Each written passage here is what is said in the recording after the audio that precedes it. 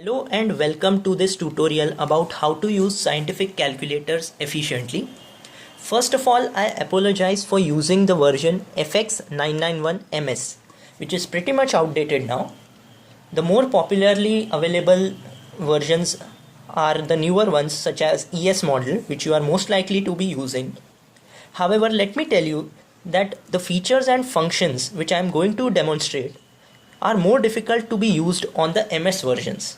So once you know how to use them on MS, you are in a good position to use them on ES2 very easily. Because the major differences between ES version and MS version is in terms of interface.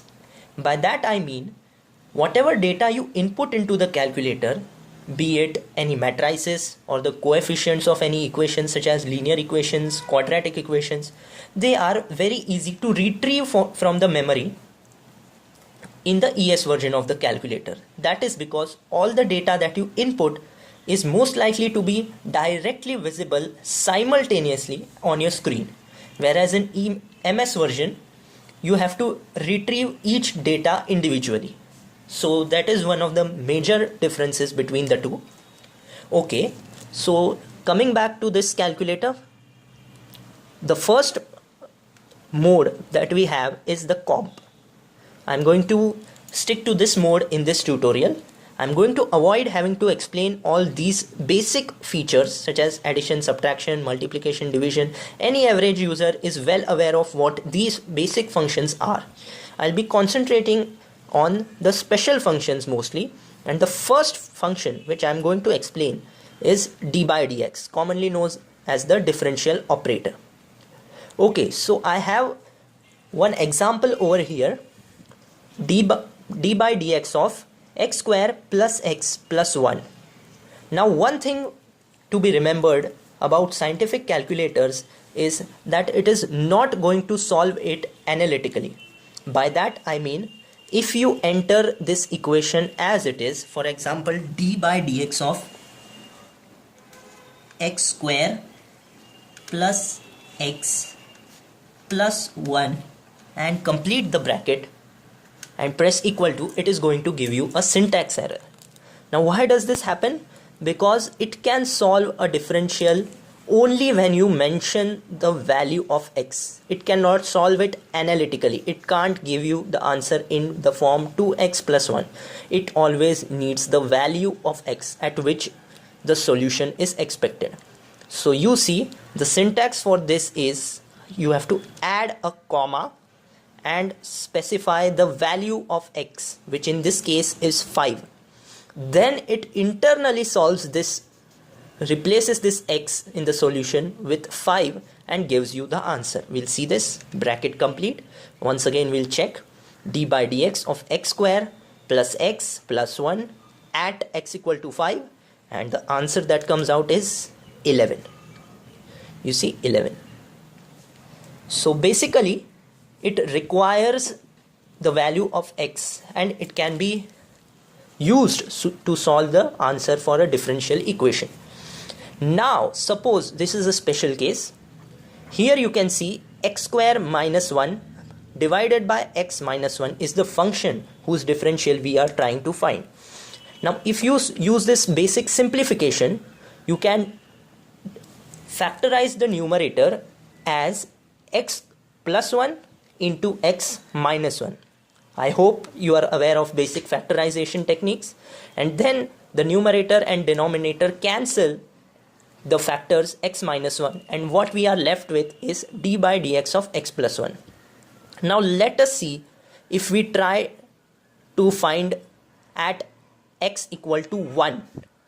What happens when we put 1 in terms of x in this left hand side? We get the form 0 by 0. Now this is going to give us a math error. To demonstrate it, I'll show you differential operator. We need a bracket over here. We have x square minus 1 divided by x minus 1. Bracket complete. And now if we try to evaluate at point x equal to 1, it is going to give us a math error, because we are getting a 0 by 0 form because of 1. Now the calculator basically expects us to remove such forms, and if we input instead of this differential of x plus 1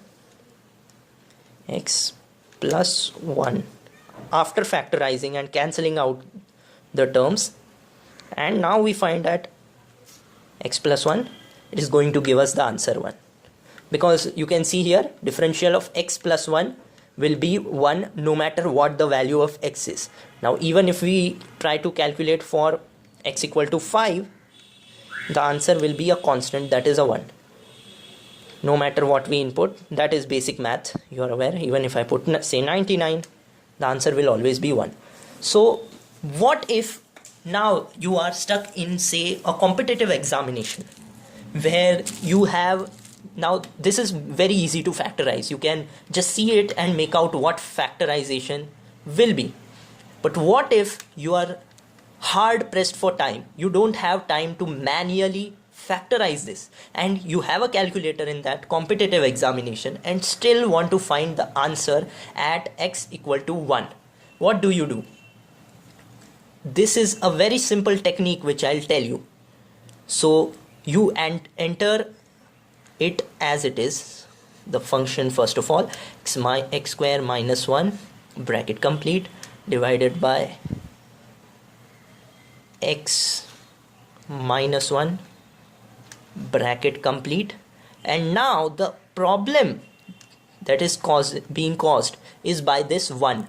The 1 is giving us the math error. When we press equal to, we try to evaluate, it is giving a math error, but you want to find it at x equal to 1. So what do? You don't enter 1, you put a point and use 0 0 0 0 0, doesn't matter, the more zeros you use, the more closer the value is to 1, and just add a 1, and now you try to evaluate. It is going to give you, of course, an approximate answer, but you can know what this answer is rounded to. It rounds up to 1. So basically you try to tend the x value to 1 instead of directly putting it to 1, and you get an approximate answer which tends to a particular constant, which in this case is the right answer. So even if you are using this calculator in say an examination where you are more interested in saving time rather than showing your skills at factorization and still want to find the answer, this is one simple technique to make the answer close to the correct answer. So this is one simple technique when you are using the differential operator. The second operator which I am going to show you is antilog. Now this is not exactly an operator, but most of my friends or many people whom I have seen using the calculator don't know how to find antilog in this calculator. What they usually do is use this solve function. So for example, they want to find, they have a problem like log x equal to say 2, okay, log x 2. Now basically they want to find the value of x over here. So the obvious way is to take antilog on both sides. So x equal to antilog of 2. Now they don't know how to directly use antilog. There is no antilog button as such. But the obvious thing is, if you see the base is 10, so 10 raised to 2 is going to give us the x value. So basically antilog with the base 10 of any number, say x, is nothing but 10 raised to x. So instead of solving this using the solve feature to find the value, which will I think come to 200, yes, 100, you can do is use this little 10 raised to button. See, you can see it, shift 10 raised to whatever number you want, we want to. So antilog of 2 is 100. Similarly, antilog of natural logarithm, you use the function e instead of 10. So antilog of 2 is 7.38 and so on.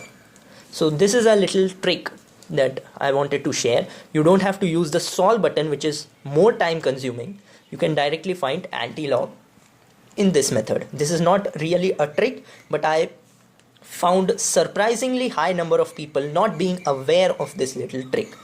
So okay, now I come to the last trick which I am going to demonstrate in this particular video, and this is my favorite. I don't know why, but okay, now I'm taking an example. Say suppose you are downloading a 10 GB file, a 10 gigabyte file at the rate of 1 Mbps per second. Now you want to find the time it will take to do so. Obviously what you do is 10 gigabytes, so you use this feature, this giga, divided by the speed, which is 1 megabyte, capital M, and what this gives you is second, because this is MB per second. When in denominator the second will go up and byte will get cancelled, so you are getting the answer in terms of 10,000 seconds. This is the time that will be taken at the current speed to download 10 GB. But you want the answer in terms of hours, right? So what do you do? Obviously 1 hour is 3600 seconds. So I'll divide this by 3600 and this is the answer. But does this make sense? We commonly use time in terms of hours, minutes and seconds. You want to know what this, you can figure out that it's going to take 2 hours. But what about this 0.7777? You want it in terms of minutes and seconds. The long way to do this is subtract 2. Okay, so what does this show?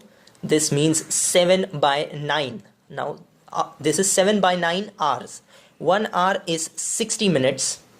So if I multiply it, I get number of minutes which is going to be taken. So we are getting 46 minutes. But now again you want seconds. How do you convert this into seconds? The long cut is obviously we again subtract. We know 46 minutes. But how many seconds? Again you multiply this with 60, which turns out to be 40 seconds. So basically it's going to take 2 hours 46 minutes and 40 seconds. This is 2 hours 46 minutes and 40 seconds. But how do we do it in a shortcut? We want it immediately. The answer is this little button. Now this is actually degree, minutes and seconds. It is a unit of degrees. However, this can be applied to even time sums. I'll show you. Our original problem was 10 GB divided by 1 Mbps gives us these many seconds, which turns out to be hours. 2.777 hours. Now what we do magically to get the answer in hours, minutes, seconds format, just press this button. Presto, we have 2 hours 46 minutes 40 seconds. Now this is a big feature which almost no one use. I don't know why. The big reason might be because this is actually supposed to be used for degrees. This is supposed to mean 2 degrees 46 minutes and 40 seconds. But basically what you have to do, what you have to remember is this works with anything that uses 60 as base. What does this mean? In our original problem we had to deal with 0.7777. Now this 0.777 assumes base to be 1. It is 0.7, this quantity is with respect to base 1, just as percentage is with respect to base 100. Time is with base 60. It considers 60 to be 1 unit, whether 60 minutes is 1 hour, 60 seconds is 1 minute. So whenever the base is 60, you can use it to divide it into hours, minutes and seconds. So this can apply to, obviously this is intended to be used for degrees. Say you have, I'll take a very simple example, 20 degrees, 20 minutes and 20 seconds minus 10 degrees, 10 minutes, 10 seconds. Obviously I've taken 20 20 20 10 10 10, so it's easy for you to find the answer. It will obviously be 10 10 10. Now this can be applied to time as well. Imagine yourself in a competitive examination where you are, say, solving a sum having speed, distance, time. You have calculated time, you want to represent your answer in terms of hours and minutes. So this button can save a huge amount of work. Remember, this tool is supposed to be simplifying your manual work. You can do it manually, but it is going to cost you time. This saves a lot of time. So thank you, hope you enjoyed the video, and see you next time.